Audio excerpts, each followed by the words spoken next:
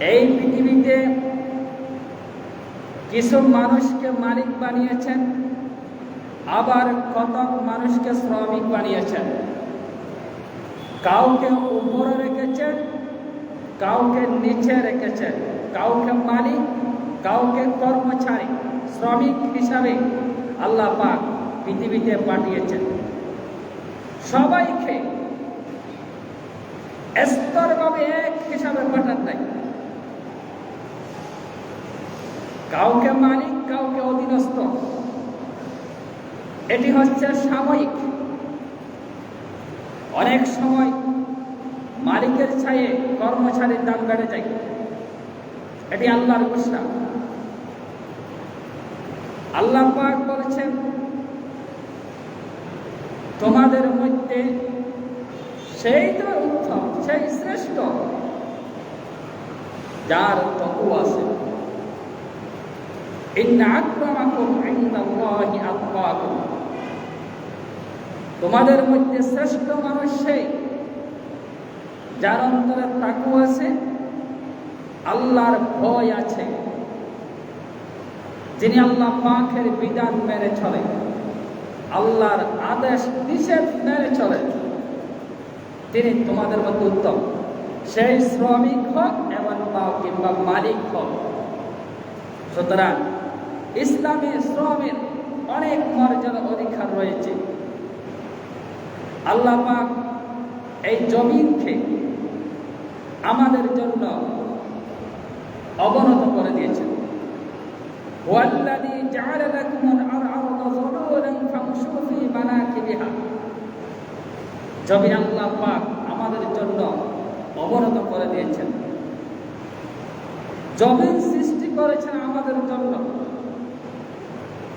এই জমিনে মানুষ বসবাস করবে, চলাফেরা করবে, ব্যবসা বাণিজ্য করবে, চাকরি বাকরি করবে, চাষাবাদ করবে, জীবিকা উপার্জন করবে জমিন থেকে।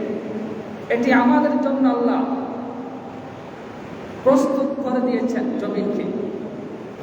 আল্লাহ বলেছেন ওয়াকুলু মির রিজকিহি, এবং তা থেকে আল্লাহর দেওয়া রিজক থেকে খাবে হালাল বলি। সুতরাং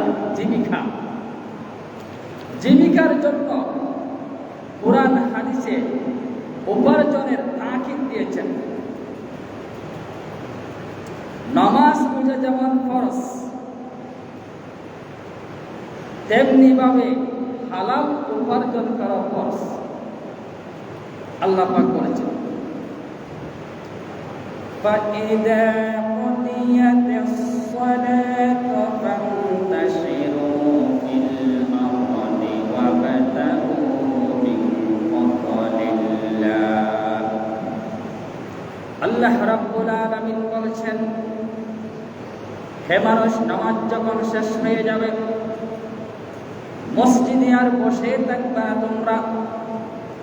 নামাজ শেষ, মসজিদ থেকে বের হয়ে যাও। ওয়াবতাগু মিন ফাদলিল্লাহ, বের হয়ে আল্লাহর জমিনে তোমরা আল্লাহর অনুগ্রহ তালাশ করো। অনুগ্রহ কি? অনুগ্রহ হচ্ছে রিজিক। নামাজ শেষ, মসজিদে বসা থাকার দরকার নেই। এবার জীবিকার জন্য মসজিদ থেকে বের হয়ে যাও, পৃথিবীর জমিনে ছড়িয়ে পড়ো, জীবিকা উপার্জন করো, পরিবারের জন্য, ছেলে সন্তানের জন্য, মা বাবার জন্য।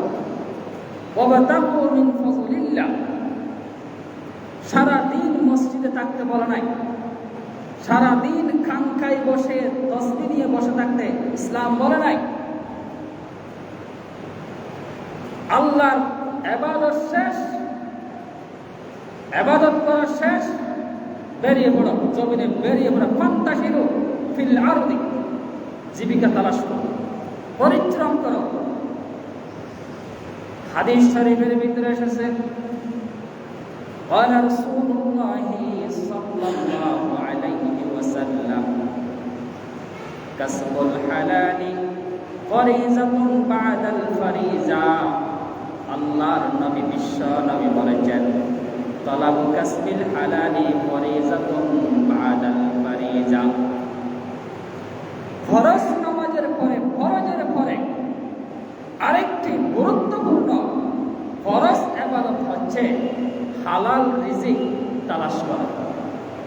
ভিক্ষা বৃত্তি নয়, ভিক্ষা করা নয়, নিজ হাতে পরিশ্রম করে টাকা উপার্জন করতে বলেছে ইসলাম। এখন কিছু মানুষকে দেখা যায় ভিক্ষা করে খায়, ভিক্ষাবৃত্তি, তার একমাত্র উপার্জন হচ্ছে ভিক্ষা করা। অথচ ইসলামে এই ভিক্ষা এত যে নিন্দনীয়, এত যে অপছন্দনীয়, যা বলার ভাষা নেই। ভিক্ষা করা, আল্লাহ পরিশ্রম করতে বলেছেন, পরিশ্রম করে খেতে বলেছেন। হাদিস শরীফের ভিতরে এসেছে, হাদিসটি বর্ণিত হয়েছে হযরতে মিকদাদ থেকে, আনিল মিকদাদ রাদিয়াল্লাহু তাআলা আন রাসূলিল্লাহ সাল্লাল্লাহু আলাইহি সাল্লাম قال, নবীজি সাল্লাল্লাহু আলাইহি সাল্লাম বলেছেন, মা আকালা আহাদুন তুআমান কাত্তু খায়রান আন ইয়াকুলা মিন আমালি ইয়াদিহি।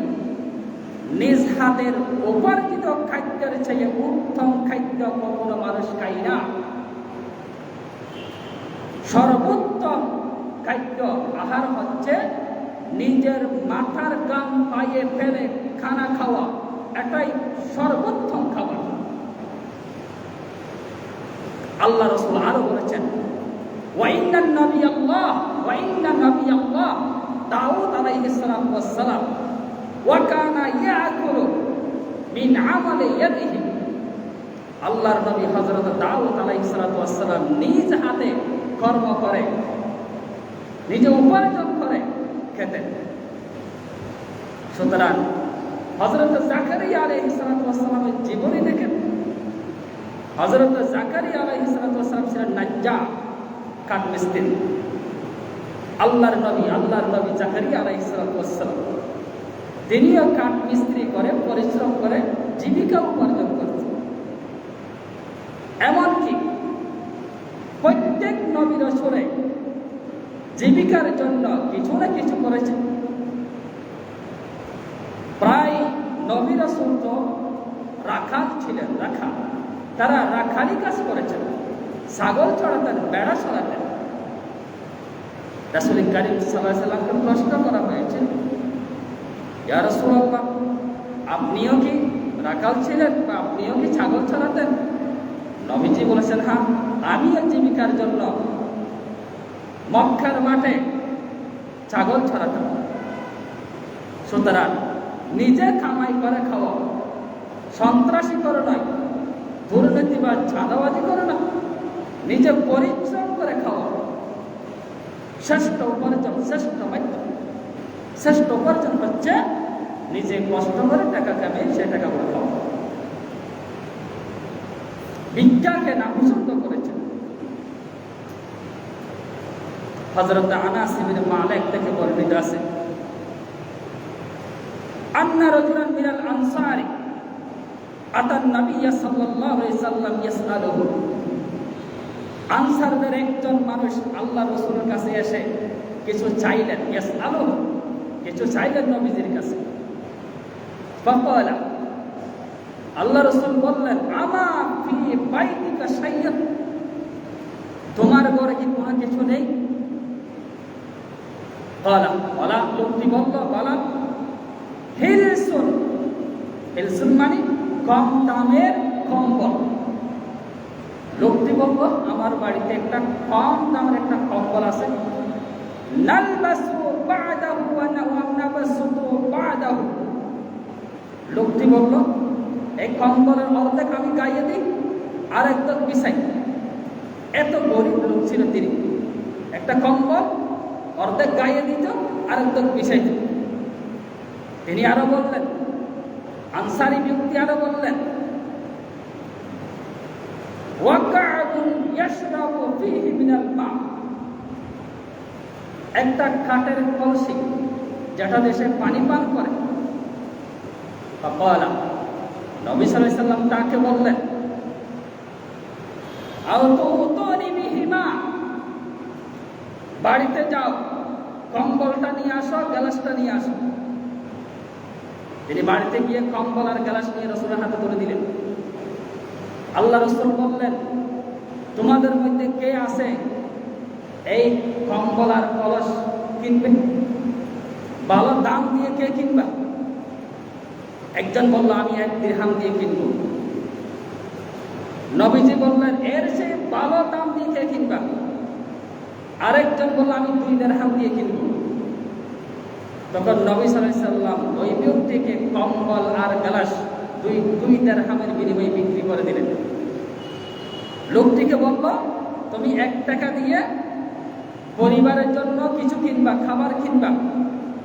1 টাকা 1 দিরহাম দিয়ে তুমি বাজারে যাও, 1 দিরহাম দিয়ে একটা কোটার নিয়ে আসো, কোটার নিয়ে আমার কাছে আসো। তিনি বাজারে গেলেন, কিছু খাবার কিনলেন আর একটা কোড়াল কিনলেন। নবীজিকে কোড়ালটা দিলেন। আল্লাহ রাসূল নিজ হাতে কোড়ালের মধ্যে একটা হাতল লাগিয়ে দিলেন, মজবুত করে একটা লাঠি হাতল লাগিয়ে দিলেন। আর নবীজি বললেন, তোমাকে যেন আমি 15 দিন পর্যন্ত এই মক্কার মধ্যে না দেখি। যাও, চলে যাও, জঙ্গলে চলে যাও। জঙ্গলে যাবা, লাকড়ি কাটবা, লাকড়ি জমা করে সেগুলো বিক্রি করবা। 15 দিন পর্যন্ত আমার সামনে যেন আর না আসেন। তিনি চলে গেলেন। তিনি জঙ্গলে গেলেন, কাঠ সংগ্রহ করলেন, কাঠ কাটে কাঠ জমা করে বাজারে বিক্রি করতে লাগলেন। কিছুদিন পরে তিনি আল্লাহ রাসূলের কাছে আসলেন। তখন তিনি 10 দিরহামের মালিক হলেন। সুবহান। আল্লাহ রাসূল বললেন, এই 10 দিরহাম দিয়ে তুমি 5 দিরহাম দিয়ে বাড়ির জন্য কিছু কিনবা, আর 5 দিরহাম দিয়ে তুমি বস্ত্র, বাড়ি যা কিছু লাগে সেগুলো কিনবা। নবীজি বললেন, বিজ্ঞান চেয়ে নিজের হাতের উপার্জন পৃথিবীর শ্রেষ্ঠ উপার্জন। সুবহান। এই ঘটনা কি শিক্ষা দেয় আমাদেরকে? ভিক্ষা নয়, ভিক্ষাকে পেশা বানাতে নাই। কিছু মানুষ আছে পেশা হয়ে গেছে, তাদের ব্যাংক ব্যালেন্সের অভাব নাই, যেগুলো মাঝে মাঝে দেখা যায় আমিরাবাদ বিভিন্ন জায়গায় শহরে ভিক্ষা করে। এটা অভ্যাস, তাদের একটা অভ্যাস হয়ে গেছে। তাদের ব্যাংক ব্যালেন্স আরো বেশি। দৈনিক সে যদি 500 টাকা পায়, মাসে 15,000 টাকা, 1,000 মানে মাসে 30,000 টাকা। একজন ব্যবসায়ী, একজন দিন মজুরি কষ্ট করে 30,000 টাকা কামাতে পারে না, 15,000 টাকা কামাতে পারে না, আর ভিক্ষা করে সে অনেক টাকা কামায়, যা ইসলামের দিনটা নিয়ে। নবীজি বলেছেন, এই হাদিস থেকে শিক্ষা নিতে হবে, ভিক্ষা নয়। নবীজির শিক্ষা, ধরো রাখো কোনো ভিক্ষা। ইসলামে ভিক্ষা শেখাই না, ইসলামে পরিশ্রম করে কাজ করে খেতে শেখায়। সুতরাং শ্রমিক দিবস, ইসলামের শ্রমিকের অনেক দাম, অনেক মর্যাদা রয়েছে। শ্রমিকের কাজ কি? শ্রমিকের কাজ হচ্ছে সে মালিকের কাজ যথাযথভাবে ঠিকভাবে আদায় করবে, কাজে ফাঁকি দেবে না। এটাই শ্রমিকের কাজ, কাজে ফাঁকি দেওয়া যাবে না।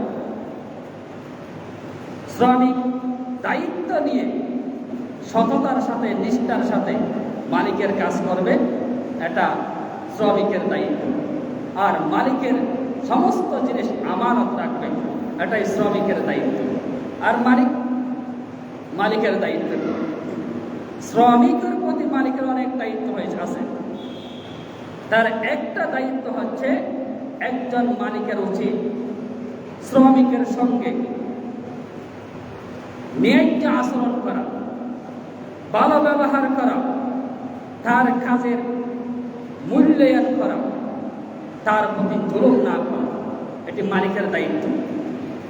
যাদের বাড়িতে কর্মচারী আছে, যাদের দোকানে কর্মচারী আছে, তারা শ্রমিক। মালিকের উচিত তাকে বকা না দেওয়া, তার সাথে সুন্দর ব্যবহার করা, ভালো আচরণ করা, তার প্রতি জুলুম না করা, তার ন্যায্য অধিকার ঠিক সময়ে আদায় করা এটি মালিকের দায়িত্ব। আল্লাহ পাক কোরআনে বলেছেন, ইন্নাল্লাহা ইয়া'মুরু বিল আদলি ওয়াল ইহসান। আল্লাহ তোমাদেরকে ন্যায় এবং ইনসাফের আদেশ দিচ্ছেন, হুকুম দিচ্ছেন ইনসাফ প্রতিষ্ঠা করতে। এই ইনসাফ নিয়ে আলোচনা করতে গেলে অনেক কথা চলে আসে। মা বাবা যেন সন্তানের প্রতি ইনসাফ কায়েম করে, ভাই ভাইয়ের মধ্যে যেন ইনসাফ কায়েম করে, এটি আল্লাহ পাকের নির্দেশ। একে অপরের উপর যেন জুলুম না করে, এটি আল্লাহ পাকের নির্দেশ। আল্লাহ এটাই নির্দেশ, ইন্নাল্লাহা ইয়া'মুরু বিল আদল। তোমরা আদল কায়েম করবা, সেটা পরিবার হোক, সমাজ হোক, ভাইয়ে ভাইয়ে হোক, সেটা ফ্যামিলির মধ্যে স্বামী স্ত্রীর মাধ্যমে হোক, মা বাবার মাধ্যমে হোক, সমাজের মাধ্যমে হোক। ইনসাফ বিচার কার্য হোক, ইনসাফ ইনসাফ প্রতিষ্ঠা করতে হবে। আল্লাহ পাক মালিককে বললেন, তোমরা তোমাদের অধীনস্থর ব্যাপারে তোমাদেরকে সচেতন থাকতে হবে, ইনসাফ কায়েম করতে হবে। অপর আয়াতে বলেছেন, ইন্নাল্লাহা ইয়া'মুরুকুম আন তু'আদ্দুল আমানাত ইলা আহলিহা। আল্লাহ তোমাদেরকে আদেশ করেছেন যে তোমরা আমানত সহ তাদের হকদারদের কাছে পৌঁছিয়ে দাও, যার হক তাকে দিয়ে দাও, কারো প্রতি জুলুম করিও না। মালিকের 2 নম্বর দায়িত্ব, শ্রমিককে তার প্রাপ্য পাওনা যথা সময়ে পরিশোধ করে দাও। মাস পুরাইলে ঠিক সময়ে বেতন দেওয়া, এটা মালিকের দায়িত্ব। অনেক সময় দেখা যায় 2 মাস হয়ে যাচ্ছে, 3 মাস হয়ে যাচ্ছে, মালিক তার শ্রমিককে বেতন দেয় না। 1 মাসের বেতন 2 মাসে গিয়ে দেয়, 1.5 মাসের মাথায় গিয়ে মালিক ঠিক মতো শ্রমিককে বেতন দেয় না। অথচ রাসূল কারীম সাল্লাল্লাহু আলাইহি ওয়াসাল্লাম বলেছেন, হাদিসটি বর্ণিত হয়েছে আনাবদুল্লাহ ইবনে ওমর থেকে, নবীজি বলেছেন, আতুল আজির আজরাহু কাবলা আন ইয়াজিফা আরাকুহু। নবীজি বলেছেন, হে মালিক, তোমরা শ্রমিকের দেহের গাম শুকাবার পূর্বে তোমরা তার মজুরি আদায় করে দাও। শ্রমিক তার মাথার গাম শুকাবার পূর্বে তার মজুরি হাতে দিয়ে দাও, পরিশোধ করে দাও। এটি শ্রমিকের মর্যাদা, এটি স্বয়ং আল্লাহ দিয়েছেন, নবী সাল্লাল্লাহু আলাইহি ওয়াসাল্লাম দিয়েছেন।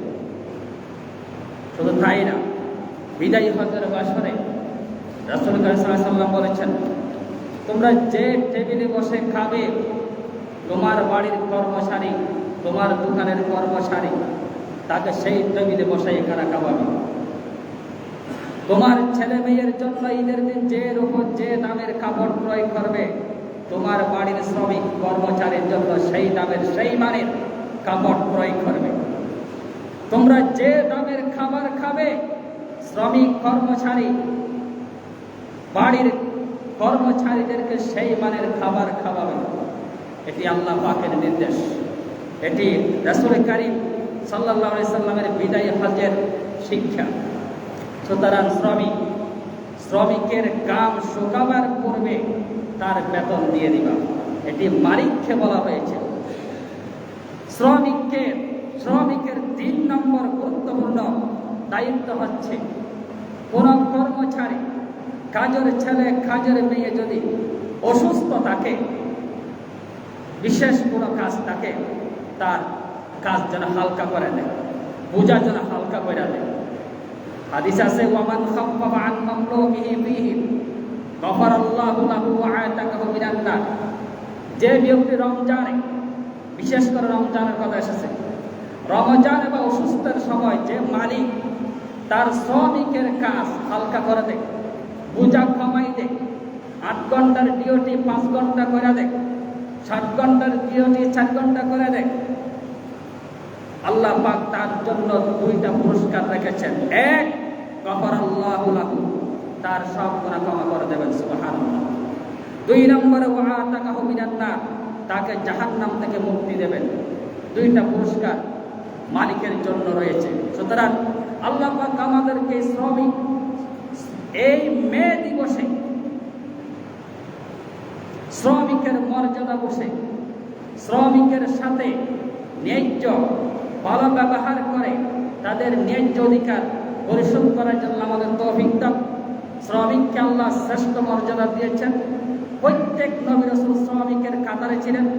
প্রত্যেক নবী রাসূল জীবিকার তাগিদে কেউ না কেউ কিছু না কিছু করেছেন খাবারের জন্য। আল্লাহ পাক বুঝান, আমল করার ইনসাফ কায়েম করার তৌফিক দান করুন। হাদা মা ইনদি ওয়াল ইলমু ইনদাল্লাহ।